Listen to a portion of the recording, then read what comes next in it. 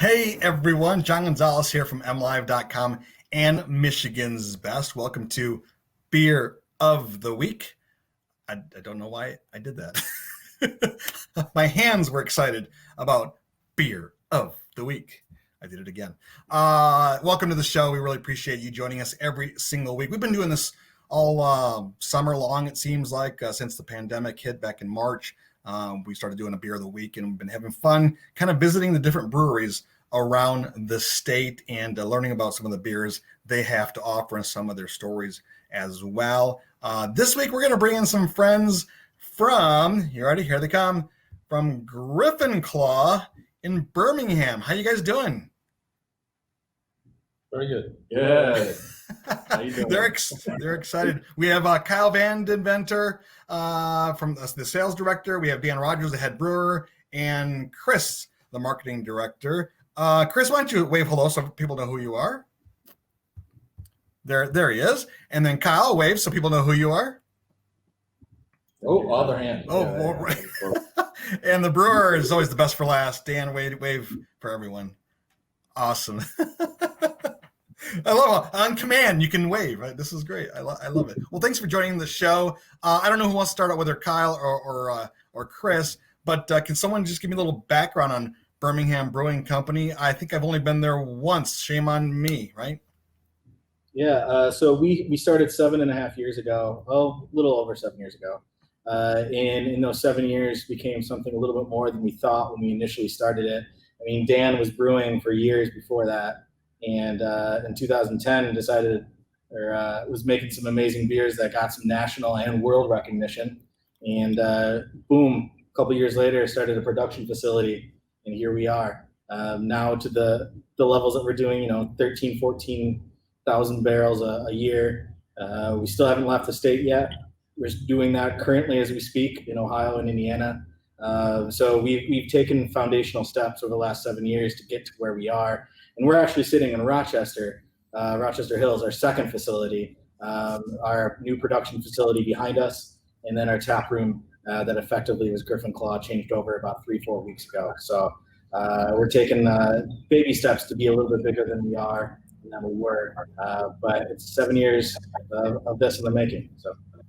Awesome. Well, it's a great Michigan success story. We'll talk a little bit about COVID and the pandemic in a second. But Chris, one thing I did not realize, because I was trying to figure out what would be Beer of the Week this week, and I reached out to some friends, and my friend Dan Miller from Alliance said, hey, you got to check out Griffin Claw. But he was telling me something interesting, which I did not realize. He said that you're one of the top 10 craft breweries in Michigan, that you rank up there in the top 10 in terms of production. And I'm like, well, I live on the west side of the state. I travel the state, but I know that Griffin Claw is more established on the east side of the state. Can you kind of put that in perspective for us?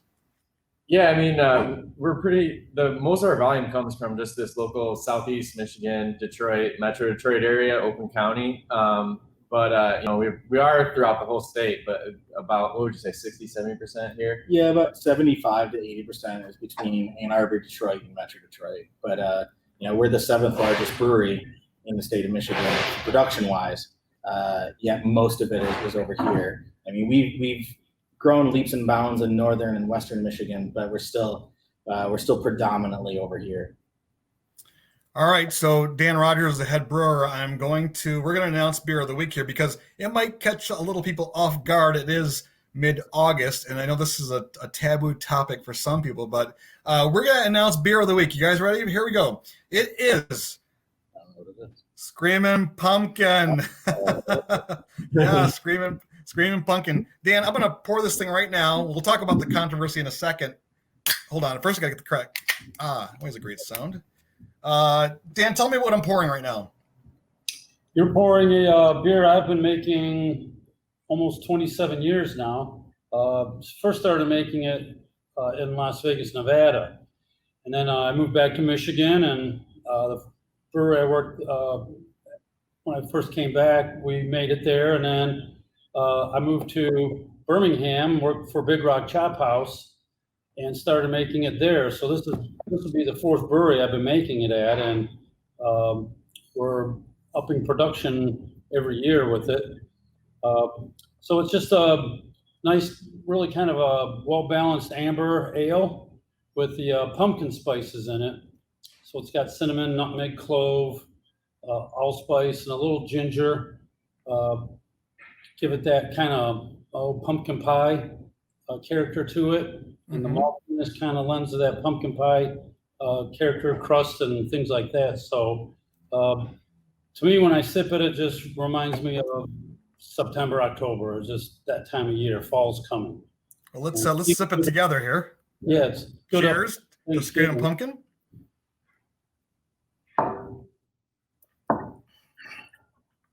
Wow, get plenty of spice on the aroma.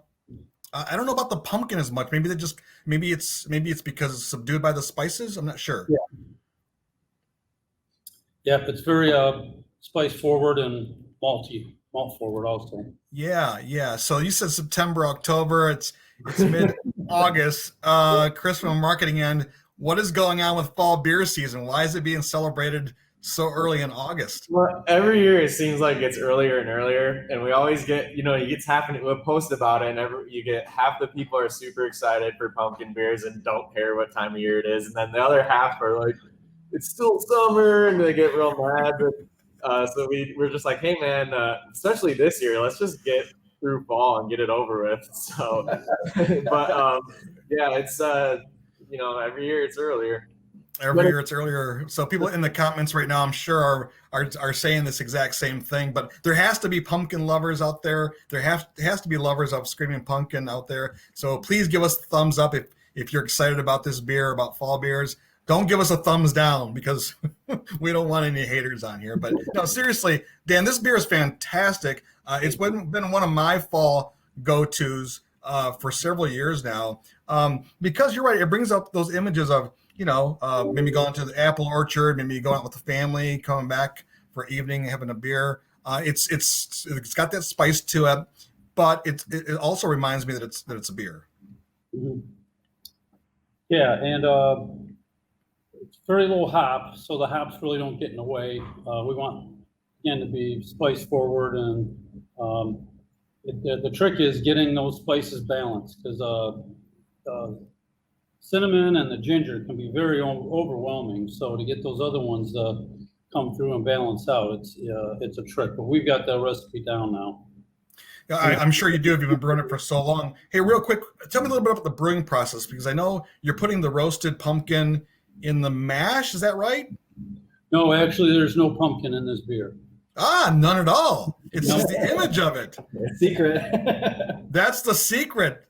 Wow. Okay. See, there you go. Spices are freshly ground when we do it, and the day that we decide to brew these is the best smelling day in the brewery. It smells so good.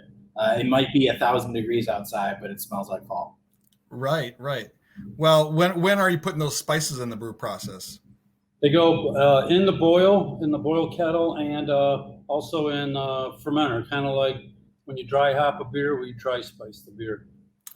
It's more nose and aroma. That's where you'll pick up the nose. Yeah. Chris, from a marketing standpoint, where is Griffin Claw? Like, what are your flagship beers? Because I know of a couple that I've had, like Mr. Blue Sky, and tell me about some of your flagship beers. Yeah, so our number one flagship is Norm's Raggedy Ass, which is Dan Rogers made. That's the one he won the gold medal in the world from the World Beer Cup. So that one is, it's about 60% of our sales. Yeah. So that really drives the force. And then Mr. Blue Sky is the second core, which is the lighter, wheat ale for, more crisp, refreshing beer year round, but more approachable. Seltzer is starting to take over. Yeah. So Seltzer now is slowly becoming our number two. You guys are doing seltzers then too. Actually, what we just came from doing, we have to package about 4,000 cases worth of seltzer variety packs this week to meet sales demand. So, yeah. So while you called, that was what I was on. When you called me a minute ago, we were actually still packaging. No problem. So tell me about your seltzers. How many do you have, and what goes in that variety pack? Go for it. Just that we have 4 canned ones. There's a raspberry, Tasmanian raspberry. Everyone makes fun of me because I put Tasmanian raspberry on the label and spelled it wrong. But we just rolled with it. And then you've got lemon lime, Georgia peach, and black cherry. And so those are in the variety pack. We do a couple different ones on draft, just specialty flavors. But we're also looking into potentially changing some of the can variants in the near future.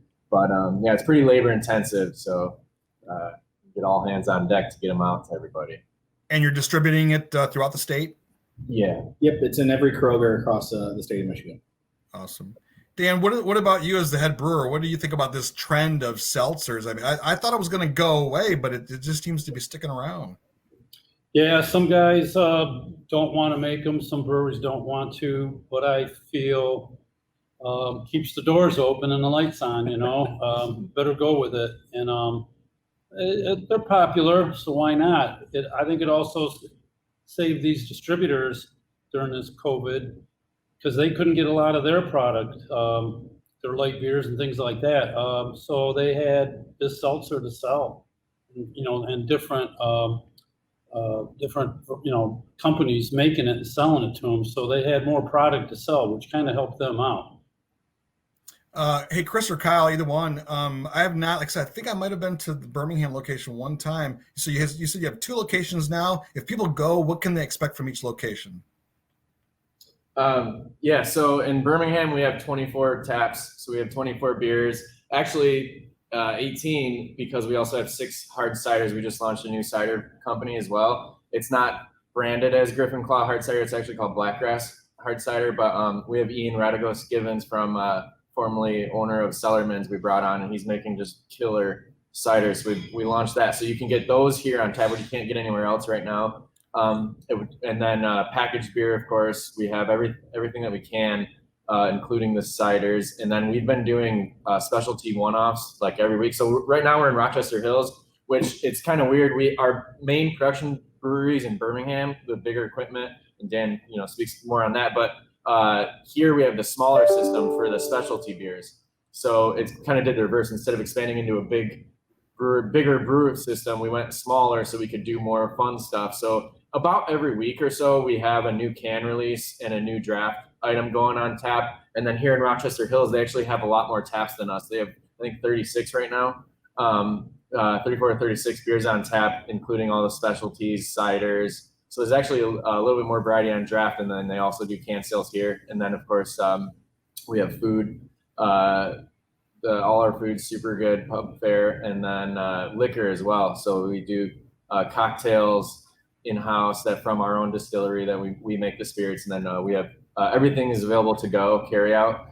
We actually will do curbside and run it to your car too. It's what kept us afloat during coronavirus, and we're still going strong with it. So yeah. Are you guys holding up through this thing, because it's changed a lot from March to April to May? It just has changed, and it affected every single person in the beer industry, the restaurant industry, and it's just affected all of us. We're actually pretty much thriving. We can't keep up to the point where our marketing director, our sales director, our head brewer, and our CFO are currently packaging seltzer variety packs because we have to.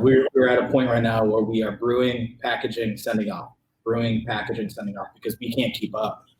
So we're like, this epidemic is not great. It's not good. It's not a fun thing. But yet our business can't keep up with demand right now. So people are continuously drinking, and they're still drinking. And we continue to try to support that as much as possible. Yes, well, that is a good thing, I think, for you guys. So good job with that. Hey, Dan, I got to ask you, because I am a barrel aged guy, and I know that you guys do a series, and those barrels look pretty tasty to me back there. What can you guys tell me about what you're doing with the barrel age program? Well, we do Russian Imperial Stout, and now we're flavoring it up different ways. So we'll add, we just came out with a raspberry cocoa nib Russian Stout for the kind of the summer here. People wanted a heavy dark beer to drink, and so we put that on tap. But then end of the year, first week in November, we come out with our Flying Buffalo series, and we've just done different versions of it, flavored up. We did a mole. What was the one? A marshmallow with salted caramel marshmallow. All sorts of flavors, and So we have a variety pack we can sell also, but they've been very popular and we sell out now. We actually barrel age this product too. So in October, Yeah. barrel aged Imperial Pumpkin will come out. I knew I've had that before. I was like, I think I've had the barrel aged version of it, which I loved. I mean, that was like, well, it's even better. I mean, I love pumpkin and spice beers. I love pecan flavored beers. But the fall is the perfect time for that. I know it's a little early, but I don't know. I think Kyle, you said, I think we're ready to kind of get to the fall and get moving on, right? Yeah, it's in all reality, we've gone through so much product through summer that the summer seasonal that we had is basically gone. I mean, we had no other choice. Right. Either make more summer beers and hope for the best, or just go right into our favorite month and favorite season, which is the fall. Yeah, which is the fall. Now, when Screaming Pumpkin is out now, will this rival some of your other top beers? Will the sales rival that for that short period of time? At one point, this was actually our number one, number two beer, and it only came out for about 2-3 months.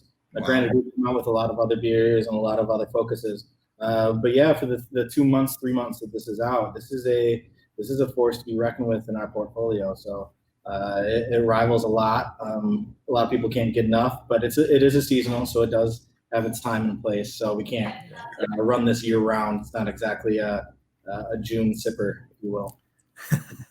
Well, Amy Sherman is usually here with me, but she is not available today, and she loves to pair beer with food. And who doesn't, right? Who is the best at pairing this beer with food? What would you guys pair it with? I don't know.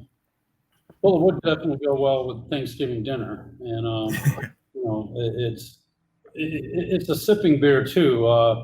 But I would say, never thought, maybe a lot of pork dishes. Mm-hmm. Yeah, I could see pork. It could go well with that barbecue pork, pulled pork, things like that.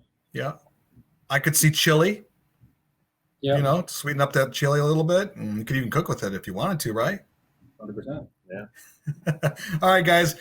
Chris, since you are the marketing guy, where can people get more information if they want to visit either one of your facilities there in the Metro Detroit area, Birmingham and Rochester Hills, is it you said? Yep. So you just go to griffinclaw.com. We have our full info, both menus for food and carry out.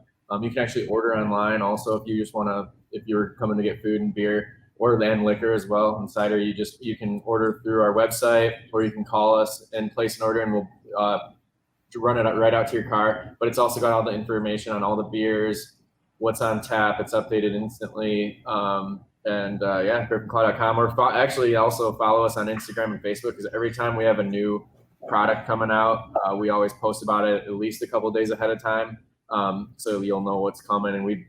And pretty much every day we post something new. So that'd be a good place to follow for more info.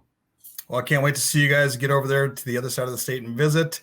And there it is, folks. Screaming Pumpkin Ale from Griffin Claw Brewing Company, Birmingham, Rochester Hills. Our pick for Beer of the Week. Cheers, guys.